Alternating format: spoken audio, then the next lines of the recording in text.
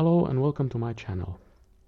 Today I'm going to show you an extension for working with C++ on Linux. This extension allows you to create projects in C++ and to set up your debug and build configurations automatically. So if you need, of course, to install the C++ extension, the official one from Microsoft first. You can install the IntelliSense if you want, or if you have any other extensions that you need, the compile run, for example, or run code. The extension that I'm talking about is called Easy C++ Project.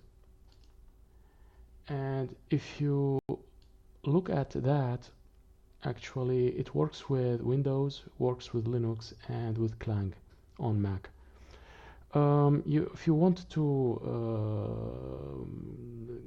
start a new project in C++ on Linux, specifically because I'm working most of my time on Linux, then you just choose the Control-Shift-P shortcut, which will show you the extension itself, where you can create a new C++ project. And after that, you can start working and organize your project as you wish. So I'm going to show you the extension is already installed on my computer, so if you want to follow along, you can install that on your editor. And I'm going to create a new project. I'm going to call it, I don't know, something like test CPP extension.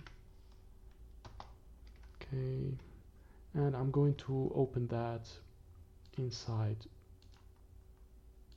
my editor. So let's go and see test CPP extension. Okay, so I have now an empty directory, and here I'm going to call the extension to generate a project for me. So I'm going to press Ctrl-Shift-P, and I'm going to type easy, so I can have a lot of options here. The one that I'm interested in is create new C++ project. I'm going to specify which configuration I'm going to use. So in my case, it's G++ with GDB on Linux. And here, as you can see, I have already received a lot of folders automatically created for me. The include folder, the bin folder for the binaries, the source folder, which contains the main CPP and where you can place your CPP files. And of course, you receive an automatically generated make file, which is a great thing, because if you want to do that manually, it will cause you a lot of time wasting. And you have the VS Code folder, which contains the launch JSON and tasks JSONs, where you have settings created for you already. Okay, so you don't need to do anything by yourself. So if I go here, I have already a main file. I'm going to add something there just to make it conformant with the C++ standard. Okay, and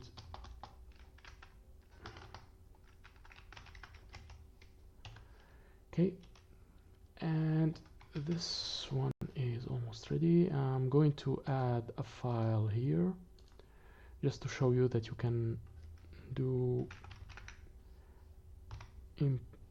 import files. So this one, I'm going to add the code guards, and I'm going to call that func_h.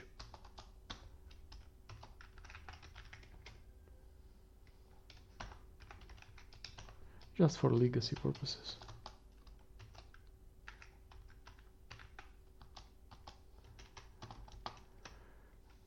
right, and I'm going to include, let's say, string. Oops.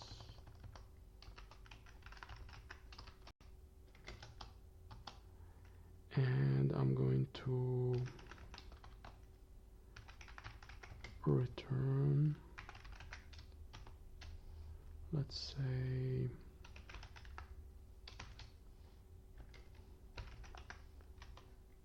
message. Okay, I'm going to just return that message in a form of a C string, or in a form of C++ string. So just like that. Okay, so this file is okay now. I'm going to include this one into my main. So include, since we are in the source folder, I need to go up one step outside, and then I'm going to go inside into the include folder. So in that case, I will have to say include and func h. All right. So now I have finished my so-called project. Let me just open the terminal. And I can now press either the build or build and run and see what happens. Okay, so the project builds and runs, but I forgot to use the I forgot to use the function itself that I have built. So I'm going to call it now. So let me say standard cout func from inside a function, from inside func. Okay, so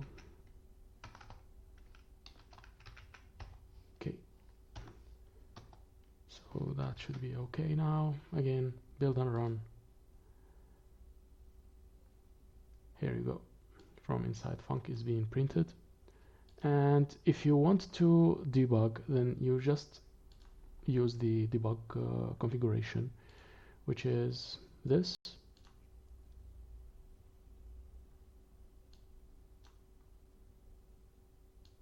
Okay, let me check. Yeah, here. So I can debug here by pressing F10 or F11. So it shows me that I'm having the output, and again I have the output from the function itself, and that's it.